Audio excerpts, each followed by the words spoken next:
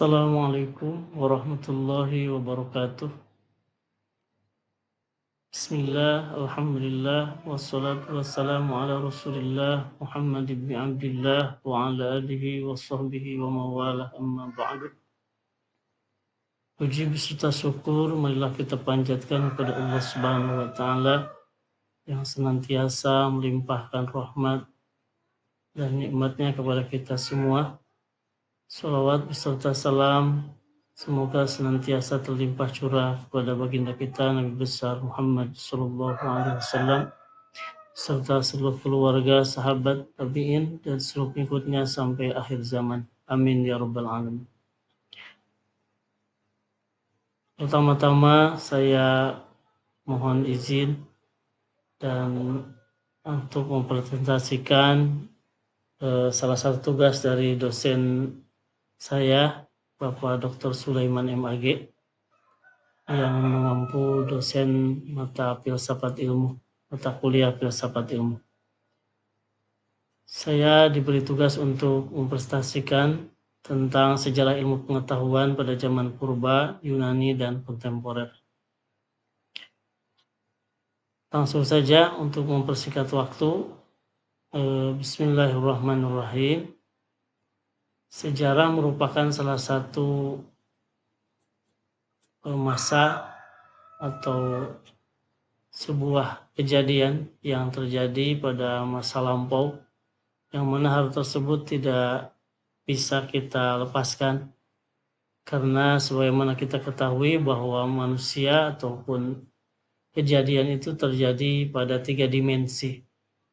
Kita itu melewati dimensi-dimensi. Yang pertama adalah dimensi waktu pada masa lampau dan masa sekarang serta masa yang akan datang. Masa lampau kita sebut sebagai sejarah. Kalau kata pepatah, masa lalu adalah sebuah pengalaman, masa sekarang adalah kenyataan, dan masa depan adalah sebuah harapan atau cita-cita. Untuk itu, masa lampau itu sangat menentukan sekali untuk masa sekarang dan masa yang akan datang.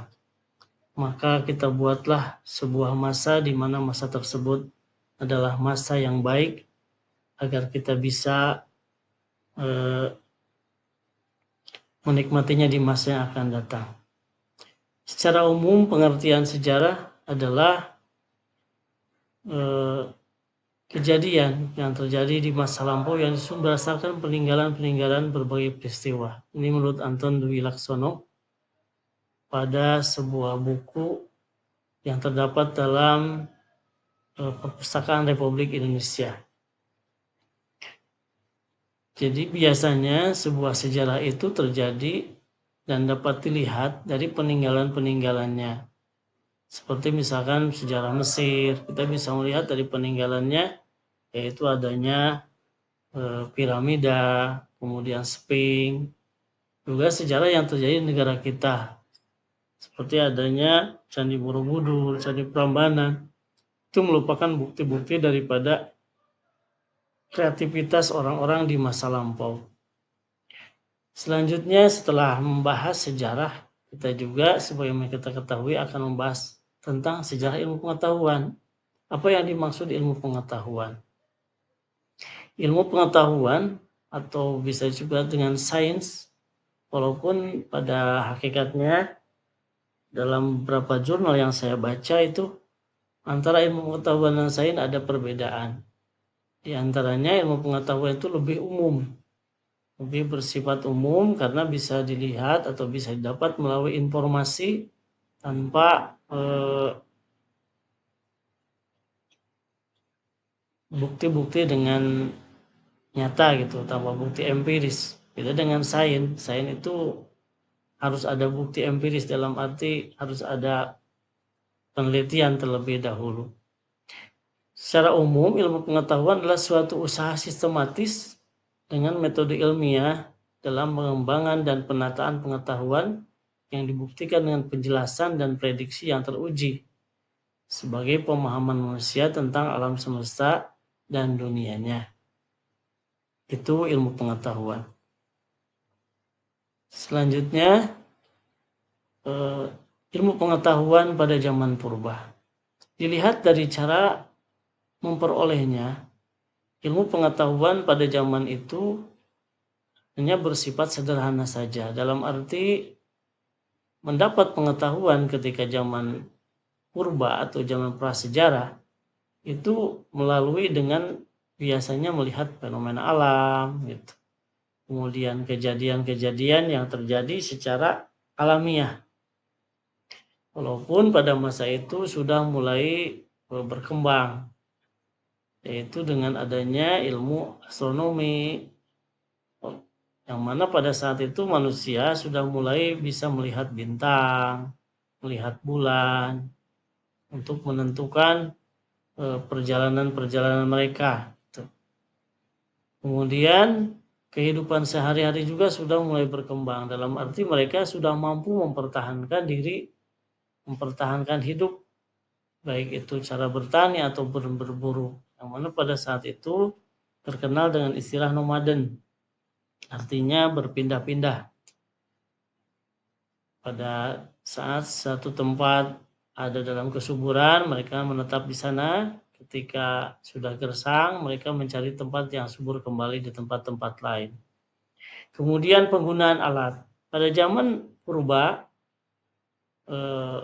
sudah mampu membuat alat-alat untuk seperti alat berburu gitu. Yang mana pada saat itu disebut juga zaman batu karena orang-orang membuat peralatan diantaranya dengan batu. Mungkin pada saat itu belum bisa menemukan besi gitu. Jadi menggunakan yang ada, batu-batu dibuat menjadi sebuah alat untuk bisa menaklukkan buruan dan lain sebagainya. Walaupun menurut agama Islam sebetulnya manusia memang sudah dibekali oleh Allah itu ilmu sejak zaman Nabi Adam alaihissalam. Karena dalam Al-Quran diceritakan, A'udzubillahi minasyaitonirrajim, Bismillahirrahmanirrahim. Wa'allama Adam al-asma'a kullaha thumma araduhum 'alal malaikah.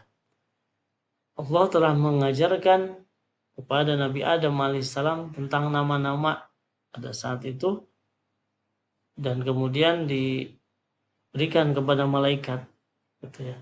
Dalam arti dibandingkan dengan malaikat, dipamerkan kepada malaikat. Jadi Nabi Adam alaihissalam sudah dibekali ilmu pengetahuan.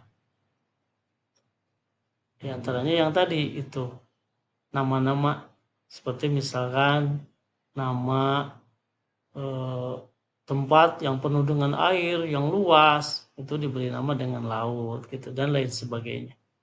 Itu menandakan bahwa pengetahuan memang sudah Allah bekali sejak zaman orang tua kita yaitu Nabi Adam alaihissalam. Jadi pada zaman dulu memang sudah berkembang ilmu pengetahuan itu walaupun masih sangat sederhana, tidak seperti zaman sekarang ini.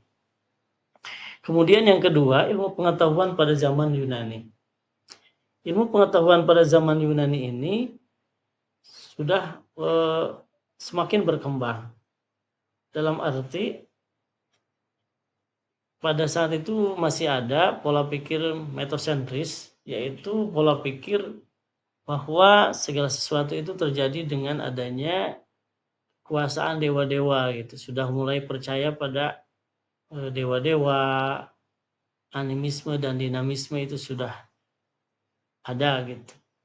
Sehingga mereka ketika ada gempa bumi berbicara bahwa itu karena dewa sedang geleng-gelengkan kepala dewa buminya itu ya. Itu merupakan metosentris. Seiring berjalannya waktu pada zaman ini itu berkembang menjadi logosentris, yaitu dengan adanya pemikiran-pemikiran pemecahan-pemecahan masalah, yaitu dengan adanya filsafat ya. Filsafat pada saat itu mulai berkembang, yaitu dimulai dengan adanya filsafat alam. Pada saat itu terkenal dengan filsafat alam karena mulai memikirkan bagaimana kejadian-kejadian alam yang terjadi, siapakah atau apakah yang menyebabkan alam ini ada. Tuh, sudah mulai berpikir ke sana. Mungkin ini juga nanti ada hubungannya dengan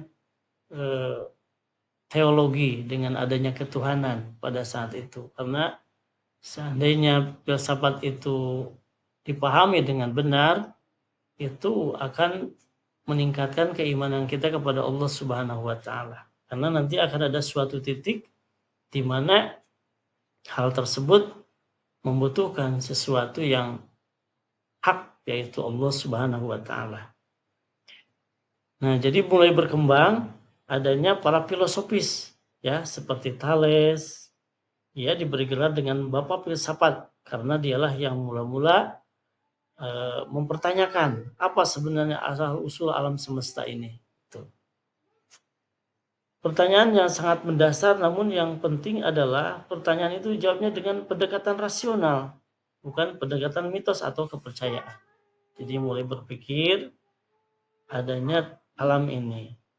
Dia mengatakan asal usul alam adalah air karena unsur penting bagi setiap makhluk hidup. Air dapat berubah menjadi benda gas, uap, padat seperti es bumi dan juga berada di atas air. Ini mulai berpikir sampai ke sana.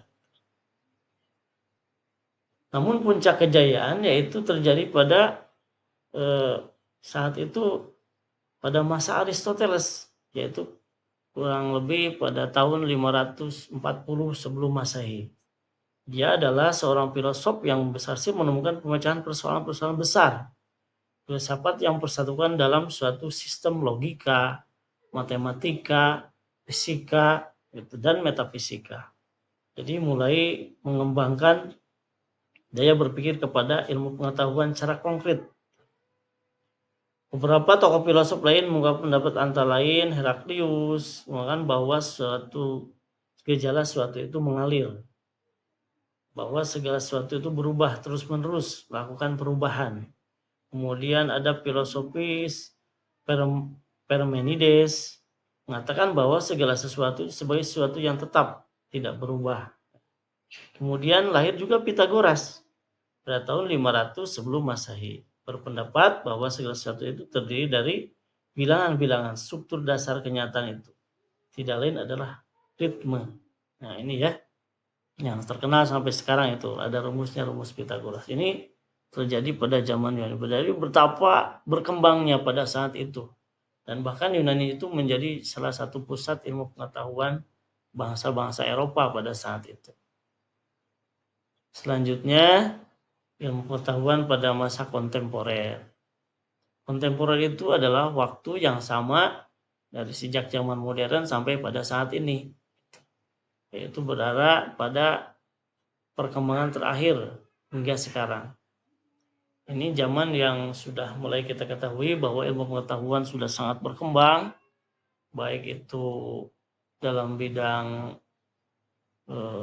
ilmu pengetahuan matematika, fisika, biologi, bahkan sosial sudah dibuat keilmuannya, ilmu sosial, antropologi, dan lain sebagainya, sosiologi, sehingga ini merupakan suatu perkembangan yang sangat pesat gitu. Terutama sekarang sudah melalui industri ilmu pengetahuan keempat, yaitu 4.0, dengan adanya AI ya, artificial intelligence, kecerdasan buatan, yang mana teknologi yang memiliki kemampuan pemecahan masalah layaknya manusia gitu ya, sehingga bisa menyelesaikan berbagai problematika.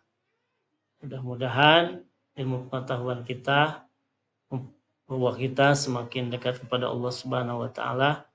Dan mohon maaf, presentasi ini banyak sekali kekurangan, terutama pada Bapak dosen dan Ibu Silva serta Pak Jaka. Mohon bimbingannya. Terima kasih. Mohon maaf yang sebesar-besarnya. Assalamualaikum warahmatullahi wabarakatuh.